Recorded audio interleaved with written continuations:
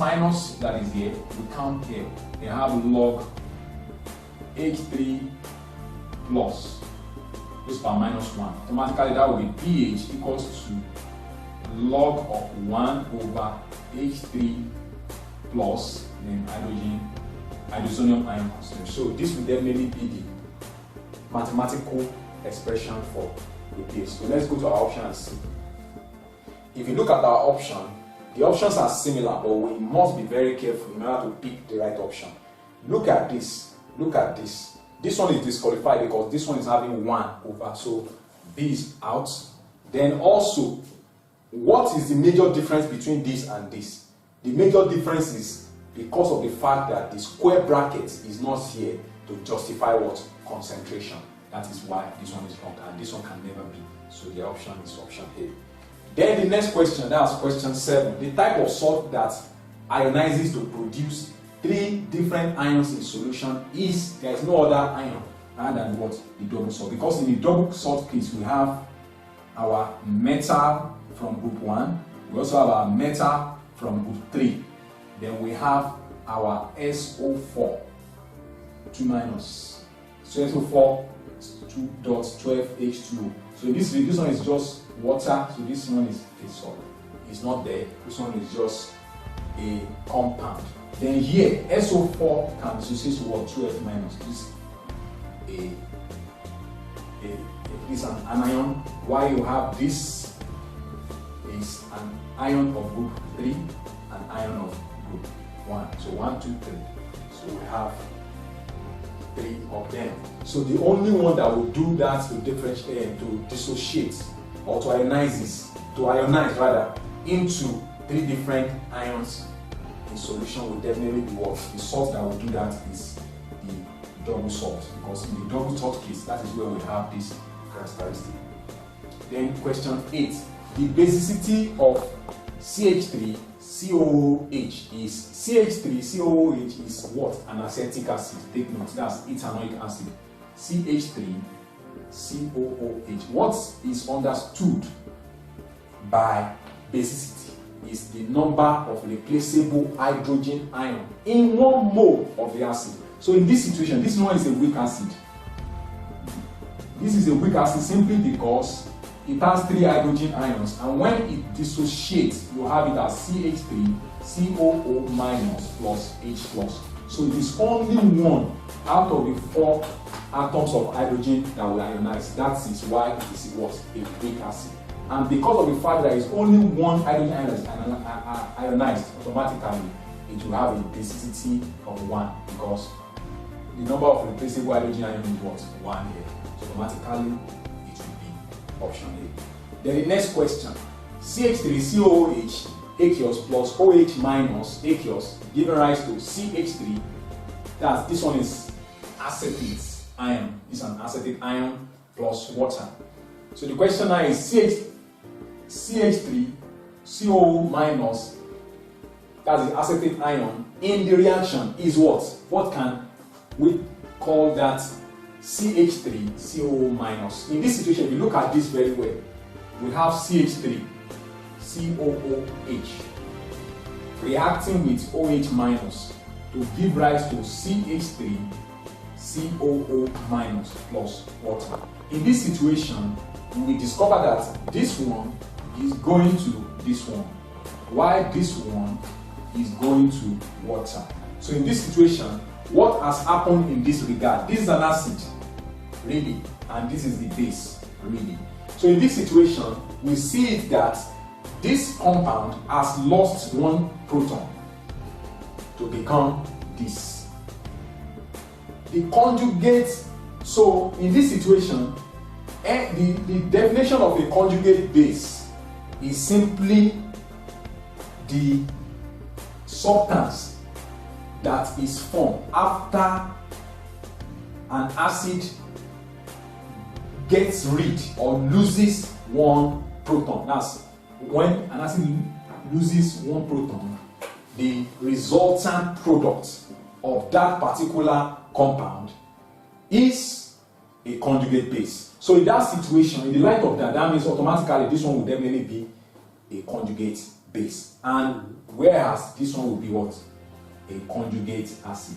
The substance that accepts the proton that is donated or is lost by the acid is the conjugate acid. So this one is a conjugate acid, this is the conjugate base. So the question is now asking us that what is this one standing for? Automatically, since it is emanating or it's emanated from the resultant of the donation of a proton from the acetic acid, automatically it will definitely be what?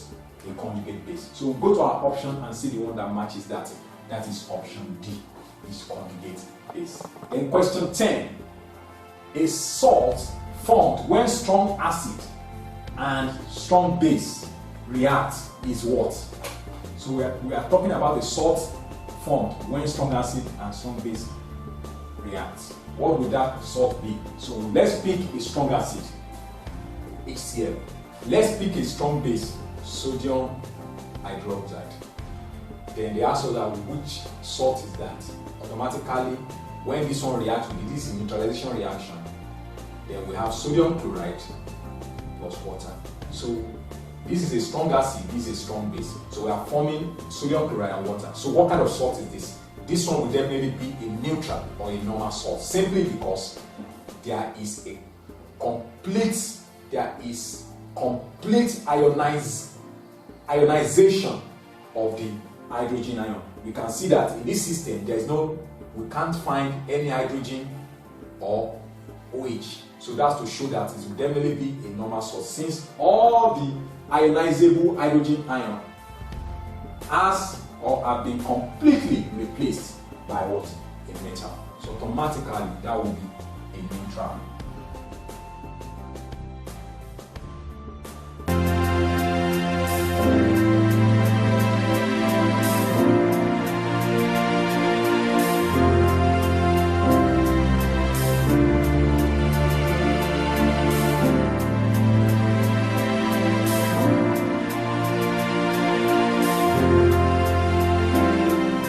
Now, the next topic is oxidation and reduction, which is also known as what?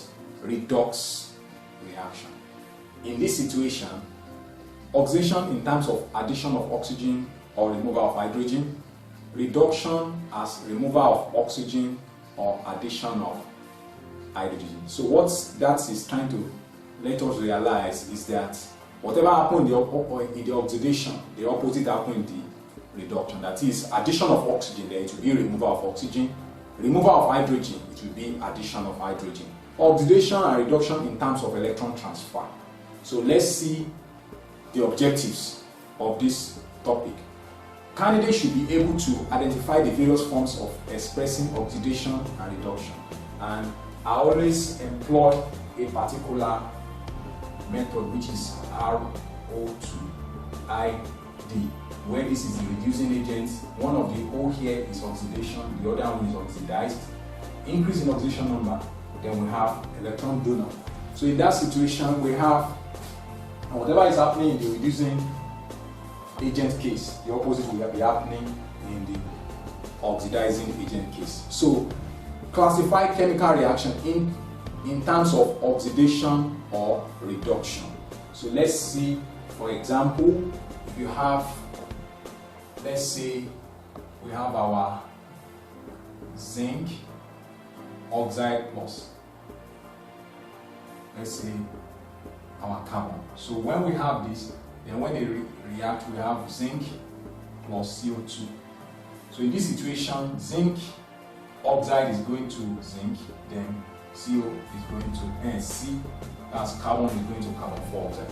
So in this situation, we can use this to determine the oxidation number. We can use it to determine the oxidation number, also to know the reducing and oxidizing agent. In this situation, since oxidation is addition of oxygen, automatically here oxygen is being what? Removed. So, and it should be noted that reducing agent is a substance that will undergo oxidation, is the same species that is oxidized, is the same species in which the oxidation number increases from left to right. then is also a donor of electron. So if you want to calculate, if I want to determine whether this is a reducing and oxidizing agent, all I just need to do is I can use in terms of oxygen addition or subtraction to determine that. I can also use oxidation number, because the oxidation number of zinc here is +2, while the oxidation number of zinc here is 0, because this is a neutral element. So in addition to what happens to the oxidation number, is it increasing or decreasing? It is definitely decreasing. And when you have a decrease in oxidation number, automatically such a substance is going to be what? An oxidizing agent. And then this one that involves the addition of oxygen, that's the oxygen is being added, then will be what? A reducing agent. Because here the oxidation number of carbon here is 0, while here it is +4. And what happens then? There is an increase. So we have a reducing agent and oxidizing agent. So you can see how I was able to use the oxidation number and also addition of oxygen to determine the species that will be an oxidizing agent and what? A reducing agent.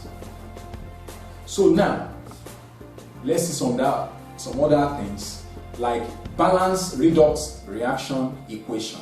If you have to balance redox reaction equation, for example, let's say we have to balance MnO4 minus going to Mn2+,